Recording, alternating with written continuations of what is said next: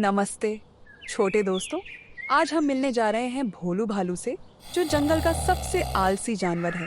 लेकिन क्या होगा जब सर्दियां आएंगी और भोलू के पास खाना नहीं होगा? चलो देखते हैं इस मजेदार कहानी में।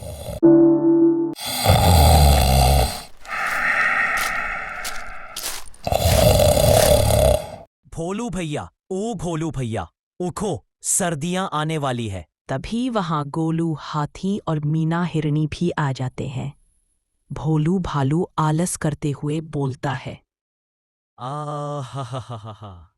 अरे अभी तो गर्मियां ही चल रही है, सर्दी आने में अभी समय लगेगा। भोलू की बात सुनकर तीनों वहां से चले जाते हैं और सर्दियों के लिए खाना इकट्ठा करने लग जाते हैं। मीना घास जमा कर रही थी, चिंटू फल इकट्ठा कर रहा था और गोलू पेड़ों से पत्तियां तोड़ रहा था। पर भोलू, वो तो अपनी गुफा में आराम से सोते हुए खर्राटे ले रहा था।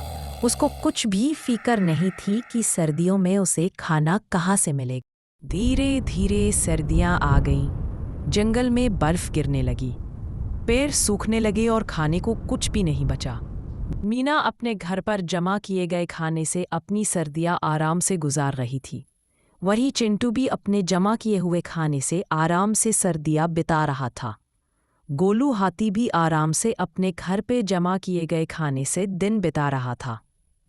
पर भोलू के पास कुछ नहीं था। वह भूखा रहने लगा।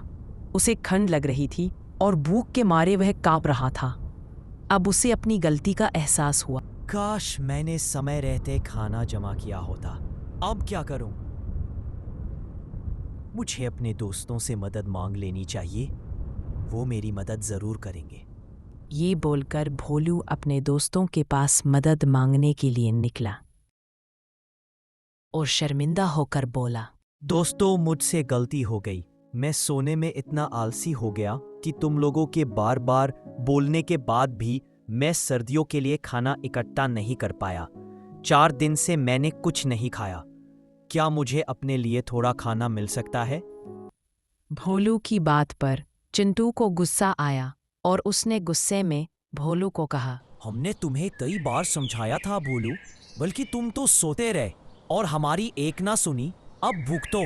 इस पर मीना हिरनी ने बड़े प्यार से कहा, तुम शांत रहो चिंटू, गलती सबसे होती है, पर जो सीखता है वही असली दोस्त होता है।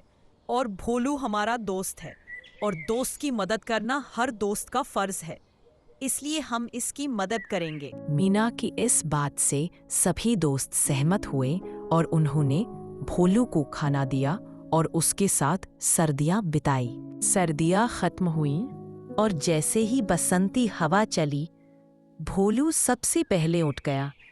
इस बार वह आलसी नहीं था। वह सबसे पहले खाना जमा करने में जुट गया।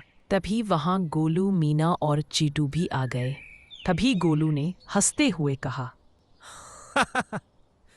वाह भोलू, अब तुम जंगल के सबसे मेहनती भालू हो।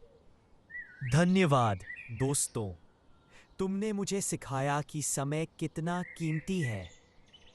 तो दोस्तों, भोलू ने सीख लिया कि समय बहुत कीमती है। तुम भी समय का ध्यान रखो, मेहनत करो और अपने दोस्तों की मदद करो। चलो अब बताओ, तुम आज क्या नया करने वाले हो? कमेंट्स में लिखो और इस वीडियो को लाइक और सब्सक्राइब करना ना भूलो। मिलते हैं अगली कहानी में।